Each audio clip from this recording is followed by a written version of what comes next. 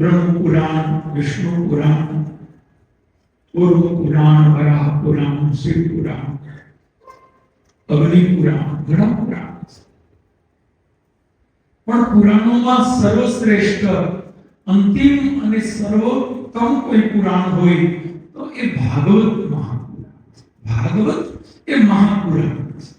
હું ઘણી વાર કહું કે ઘણા લોકોને એમ થાય કે જ્યાં જુઓ ત્યાં ભાગવત, જ્યાં જુઓ ત્યાં ભાગવત. પણ એટલા માટે જ્યાં જુઓ ત્યાં ભાગવત છે કે ભાગવતમાં બધું છે. ભાગવતમાં એક ભાઈ પૂછતા હતા શું છે, તો મેં કહ્યું ભાગવતમાં શું છે એવું ન પૂછો, ભાગવતમાં શું નથી એ પૂછો. ભાગવતમાં બધું છે. જગતના તમામ પ્રશ્નોનું સમાધાન, માણસે કઈ રીતે જીવન જીવવું જોઈએ એ તમામ વસ્તુનું વ્યાકરણ ભાગવત.